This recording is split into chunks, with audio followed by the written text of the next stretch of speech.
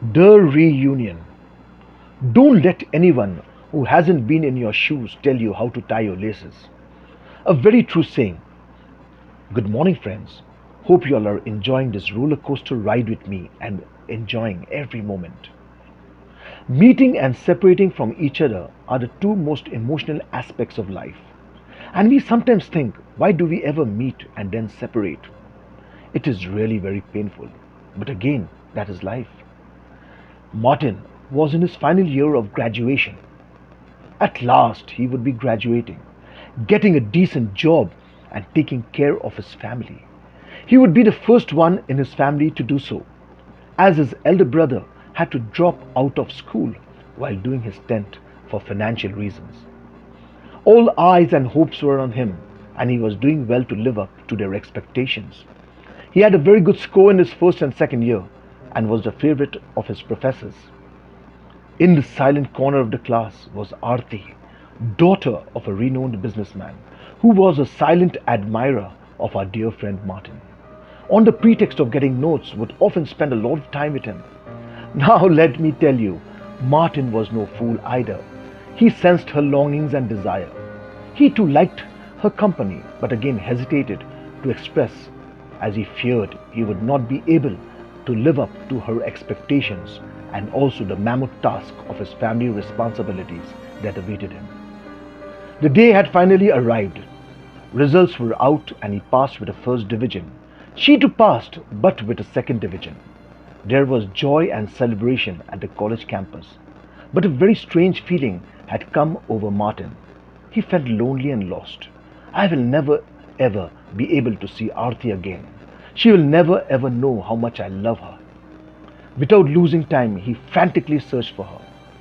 There was his Arti, sipping a cup of coffee in a corner of the college canteen, lost in thoughts unknown. On seeing Martin, she couldn't control her emotions and hugged him tightly. The dampness on his shirt said it all. I am leaving for Gujarat tomorrow and will never come back. Martin's eyes glistened, but he controlled his tears and blankly looked at her without uttering a word. 2 years had already passed. Shouldering the family responsibilities and working 24 by 7 was now his life. He kept himself busy also on holidays because the vacant hours tormented him, reminding him of his lost love and the very thought that he couldn't spell out the word love to the person he loved the most in the entire world. It so happened that his company had opened out a new branch in Ahmedabad and he was given the arduous task of taking care of it as branch manager. All were overjoyed at home as he had got a promotion, meaning more money. Martin's feet seemed to tremble and heart beat fast. The question, at last, I will be meeting my Arti, but where in Gujarat? I don't have a clue. 2 months had passed, but no sign of Arti. He would often visit malls and shopping complexes in the hope of meeting her somewhere. It was a Sunday evening. Martin decided to go to a park nearby. On reaching the park, he sat on a bench with a packet of peanuts in his hands.